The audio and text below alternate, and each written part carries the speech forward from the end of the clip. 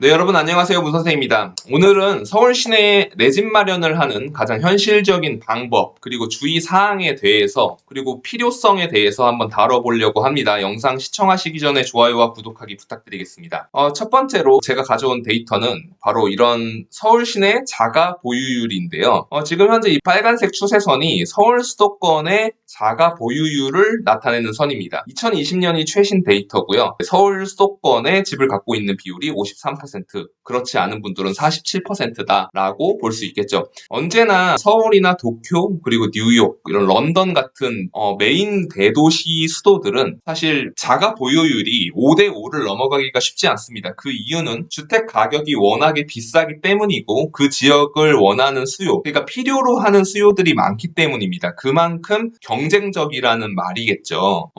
먼저 이제 제가 이런 걸 다뤄보고 싶었는데요. 제가 제대하던 2007년 무렵에 대한민국 20대 재테크에 미쳐라라는 책이 베스트셀러였습니다. 말하자면 20대는 아직 젊고 재테크를 통해서 다소 실패하더라도 만회할 시간이 충분하기 때문에 복리의 힘을 믿고 먼저 그렇게 시작해서 출발하면은 재테크가 잘 될 것이다. 복리의 힘이기 때문에 연 7%의 수익을 올리면 잘 될 것이다. 이런 취지의 책이었어요. 지금도 통하는 재테크 방식이라고 저는 생각을 하는데요. 일단 택시비라든가 친구들과의 술값 이런 것들을 좀 모아서 펀드나 CMA 그리고 나중에는 종국적으로 부동산을 사고 이런 경우로 투자하는 방식에 대해서 좀 이야기했던 것 같습니다. 그리고 시크릿이라는 책, 그리고 이기는 습관 이런 책들은 결국엔 내면의 마인드셋에 관련된 거였거든요. 제가 이렇게 내 집 마련 이야기를 하다가 2000년대 중반에 베스트셀러에 대해서 이야기하는 이유는 바로 2010년대 베스트셀러와 비교하면서 내 집 마련에 대한 관점을 어떻게 가져가야 되느냐가 중요하다고 생각했기 때문입니다. 2010년대 들어서니까 마이클 샌델 교수의 정의란 무엇인가, 즉 자산의 가치가 상승할 무렵에는 자기개발과 투자에 관한 책들이 유행을 하다가 이 자산가치 상승이 멈춰서고 사다리로 역전을 할 수 있는 계기가 나타나지 않는 것 같으면 사회 전체에서 공정이라든가 정의라든가 이런 이슈가, 분배에 관한 이슈가 두드러지고, 김난도 교수의 아프니까 청춘이다, 그리고 멈추면 비로소 보이는 것들, 해민스님 이런 책들은 힐링에 관한 책이거든요. 그러니까 이거 해도 안 되니까 좀 힐링하는 그쪽으로 가보자, 이런 현상이 나타나던 게 2010년대 초반의 현상이었습니다. 즉 2000년대 중반까지만 자기개발과 재테크를 통해서 내 삶을 읽어가겠다라고 하다가 2010년대 들어서 자산시장이 붕괴되고 금리는 비록 낮았지만 유럽발 금융위기라든가 미국발 금융위기가 계속해서 나타나면서 자산시장에서 어떤 나의 미래 투명하게 보이지 않는 상황으로 가게 되니까 힐링을 찾게 되고, 2010년대에 유행했던 예능 프로그램 역시 힐링 캠프라는 채널이 있었던 걸 생각해보면 사람들이 하다 안 되면 나타나는 게 이제 사회의 정의를 찾고 힐링을 찾는 그런 현상이 아닐까 싶습니다. 지금은 2020년, 2021년 재테크 자기개발 시대를 넘어서 아직 힐링으로 넘어가기 전인 그런 시대라는 생각이 듭니다. 그러면 서울 내 집 마련에 대해서 이야기해보기 위해서 좀 더 직접적인 데이터로 접근해 보겠습니다. 2015년 7월부터 18년 10월까지는 서울의 전세가율 비율이 굉장히 높았던 시기입니다. 즉 매매 가격과 전세 가격이 굉장히 붙었다는 건데요. 이거는 둘 중에 하나겠죠. 매매 가격은 그대로 있는데 전세가율이 올라갔다거나, 전세가율은 그대로 있는데 매매 가격은 내려왔다든가, 둘 중에 하나인데요. 이 당시 전세가율이 굉장히 치솟으면서 사람들이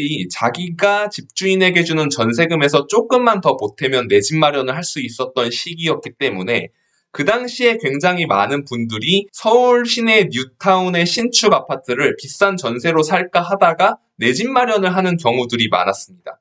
이분들이 굉장히 운 좋게 5년 후에 나타난 코로나 그리고 엄청난 유동성으로 인해서 정말 그야말로 폭등장해서 서울 시내 신축은 아파트 가격이 2배, 3배 올라가는 그런 현상이 나타나게 되었고 큰 수혜를 입었습니다. 저는 지나가 버린 그 시절을 회상하면서 그때가 좋았지라는 이야기를 하려고 하는 게 아니고요. 서울 시내에 내 집 마련을 하기 위한 현실적인 방법을 보기 위해서 이 통계에서 우리가 답을 갖고 있다라는 것을 볼 수 있다는 겁니다. 즉 전세가율이 굉장히 올라가는 시점 혹은 내가 임대로 거주하고 있는 주거 비용이 결국에 아파트를 사는 비용과 상쇄되고 그거를 넘어서는 시점이 되면 아파트를 사는 게 낫다라는 그런 관점으로 넘어가게 되는 거거든. 그러면 좀 더 자세하게 보겠습니다. 서울 시내 아파트는 2017년에 소득 대비 8배만 있으면 서울 시내 중간 아파트를 살 수 있었던 시기입니다. 즉 소득이 1억이면 8년만 모으면 8억짜리 집을 살 수 있었던 그런 시기라고 할 수 있는데요. 이 기준은 가구의 소득이기 때문에 만약에 세전 기준으로 부부 합산 1억, 즉 인당 부인과 남편의 급여가 각각 5천만 원이고 서울 시내 아파트 중간 가격 1등부터 100등 중의 아파트 가격에서 50등 하는 집이 8억이라고 치면 8배였어. 하지만 2022년 현재에는 15배까지 치솟았고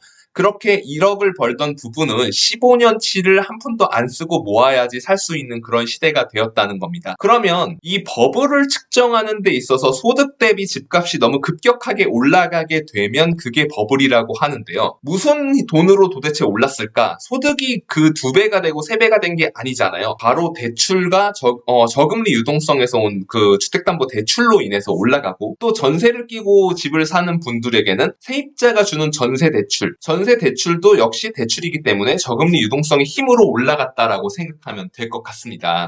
사실 제가 이런 데이터를 말씀드리다 보면 PIR이 내려오는 시점, 즉 우리의 소득이 올라가거나 집값이 내려올 필요가 있습니다. 그래서 저는 지금 2022년과 2023년, 4년까지는 내 집 마련을 할 시간은 아니라고 생각합니다. 특히 몇 가지 방법들을 갖고 있다고 치면은 청약이라든가 경매를 나온 물건이라든가 이런 거를 금매로 사는 것들은 좋은 방법이 될 수 있겠지만은 그냥 지금 현재 매매 시장에서 오를 것 같거나 조금 내려온 것 같아서 사는 시간은 아니라는 생각을 합니다. 제가 서울 시내에 아파트를 그럼에도 불구하고 사라고 하는 이유는 레버리지 효과를 갖고 있기 때문인데요. 만약에 여러분이 살고 있는 집의 매매가가 10억 원이라고 칩시다. 그러면 그 동네의 전세가가 7억 원이라고 치면 7억의 전세금은 거주 비용이 될 것입니다. 그러면 결국에 10억의 아파트를 산 분은 나는 7억은 전세는 어차피 어디선가 이 아파트 가격만큼 거주하는 비용을 내야 하기 때문에 7억 거주 비용으로 보고 결국에 투자한 돈은 3억이라는 거죠. 그래서 만약에 10억에 산 아파트 가격이 13억이 되면 그거는 30%가 올라간 게 아니고 실질적으로 3억의 투자 자금을 들여서 3억만큼 올라간 거기 때문에 수익률이 100%인 셈입니다. 바로 2015년과 2017년까지 집을 샀던 분들, 서울 시내에서 전세가율이 70%를 돌파하니까 10억짜리 집을 그냥 내가 7억 내고 전세를 살 바엔 그냥 사버리겠다라고 샀던 분들이 그 바로 차액, 3억 원만의 차익만큼 투자 자금으로 쓴 거고 10억에 산 집이 20억이 되면 정말 300%의 수익을 올린 효과가 나타난 것이죠. 그래서 서울 시내의 부동산을 그럼에도 불구하고 사라고 하는 거지만 만약에 여러분이 살고 있는 혹은 사고자 하는 아파트의 가격의 전세가율이 굉장히 낮다, 50% 미만으로 내려왔다라고 하면 그거는 투자 자산으로서는 이미 버블이 껴있는 거고 그거를 사는 거는 수익률이 좋은 투자는 아니라는 거를 생각할 수 있겠습니다. 그래서 제가 만약에 주변에 제 후배들이나 친구들이 어떻게 해야 되냐를 물어보면 그럼에도 불구하고 서울 시내 아파트를 사라고 하겠지만 비인기 매물부터 가격이 하락하게 되는 이러한 주택 시장에서 아파트만 무조건 고집해야 한다라고 말씀드리고 싶습니다. 2010년대 굉장히 초반에 유행했던 그런 사례들이 외곽지로 가서 빈집, 그러니까 불 꺼져 있는 집을 사거나 아주 서울 시내 도심 지역에 땅은 국가 거고 건물만 거래할 수 있는 그런 아주 오래된 50년, 60년 된 아파트를 사서 인테리어를 해서 저렴한 주거 비용으로 산다라고 했던 분들이 있는데 사실 그거는 비인기 매물이기 때문에 사실 만약에 경기가 좋아지는 사이클이 와도 자산가치 상승을 기대하기는 좀 어렵습니다. 두 번째로 이름만 아파트인 걸 사도 안 됩니다. 많은 분들이 그래도 내가 서울 시내에 아파트 하나 사야지라고 해가지고 어디 검색해서 찾아가가지고 소개받아서 집을 사곤 하는데 이름이 아파트니까 그래 이것도 아파트구나라고 하고 살지만 정말 뭐 10세대, 20세대, 30세대 이런 집을 사고 나면 그거는 자산 가격 상승이 어렵거든요. 혹자는 그게 땅을 사는 거기 때문에 서울 시내의 대지 지분을 일단 갖게 되면 좋은 것이다라고 하지만 저는 결코 그렇게 생각하지 않습니다. 자산이라는 거는 환금성이 중요하고 환금성, 즉 거래가 잘 되려면 모두가 원하는 매물이어야 그러려면 지금이야 장이 안 좋으니까 대단지 아파트들도 거래가 잘 안 되겠지만 장이 좋아질 때도 거래가 쉽게 되지 않는 건 결국에 이렇게 비인기 이름만 아파트인 소형 세대들이거든요. 그런 관점에서 볼 때 최소 500세대 이상의 아파트를 노리고 지금은 결코 집 살 타이밍이 아니기 때문에 무리하지 말라는 말씀을 드리고 싶습니다. 그리고 지금 정부에서 사전 청약이라는 제도를 운영하고 있고 그뿐 아니라 민간 재개발 재건축을 하는 지역들에 분양가 상한제 아파트가 끊임없이 나오고 있습니다. 그리고 최근에 GTX 이슈로 굉장히 집값이 하락하고 있는 동네도 분양가 상한제 지역은 아니지만 고분양가 관리 지역 아파트로 나오고 있는데 이 동네의 집값 가격이 주변의 기축, 구축 물건들보다도 더 낮은 가격으로 나오게 된다면 역시나 신축은 미래 가치를 반영했음에도 불구하고 현재 구축 아파트들보다 낮은 가격으로 분양을 하게 되면 싸면 쌀수록 안전 마진이 큰 거라고 생각하시면 되고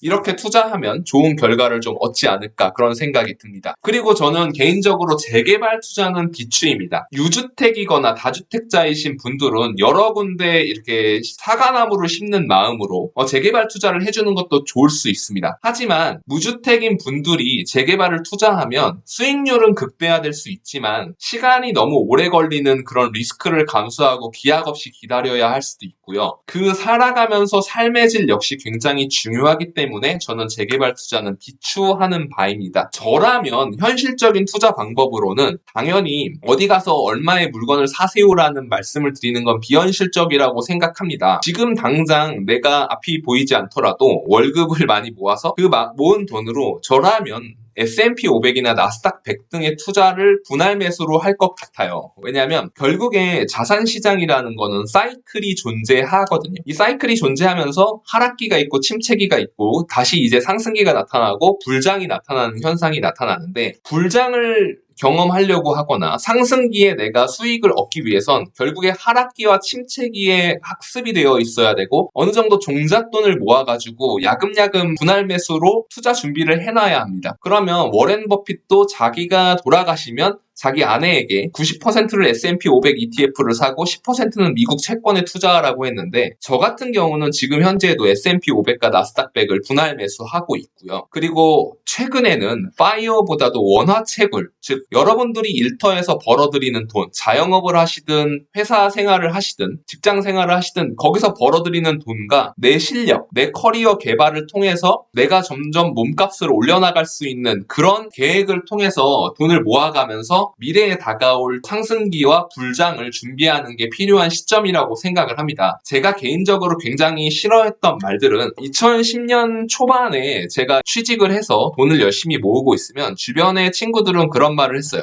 몇 푼 쓴다고 너가 뭐 그거 안 쓴다고 부자 되냐? 너가 예를 들어서 오늘 10만 원 노는데 안 쓰면 너가 부자 되냐? 라고 말했지만 저는 그런 말에 흔들리지 않고 월급의 60% 이상을 저축을 했고 계속해서 그렇게 모아가다가 뭐 주식도 소소하게 했지만 결국에는 내가 집이 필요한데 전세가율이 너무 올라서 집을 좀 필요하다라는 시점에 청약도 받았고 그거 외에도 또 추가적으로 이런 것들을 받아가지고 좀 수익을 냈던 그런 경험들을 갖게 되었습니다. 이런 경험을 갖게 됐던 그 이유는 바로 돈 모은다고 너가 부자 되냐? 그거 아낀다고 부자 되냐라는 말을 무시하고 묵묵히 제 길을 갔기 때문이라고 저는 생각을 합니다. 이렇게 보시면 위스덤 하우스에서 우리는 투기의 민족입니다 라는 책이 있는데요. 한양에 방 한 칸 얻으려고 발버둥, 조선시대에도 영끌 있었다라는 그런 책이 나왔다고 합니다.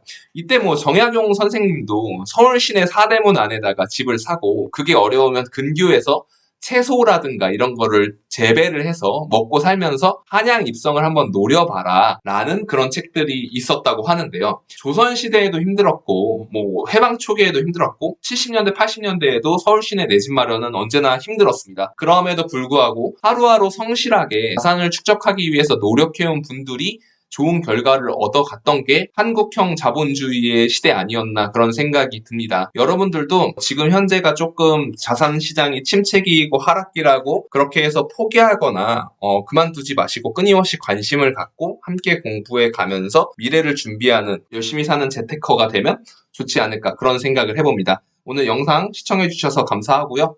좋아요와 구독하기 부탁드리겠습니다. 오늘도 수고하셨습니다.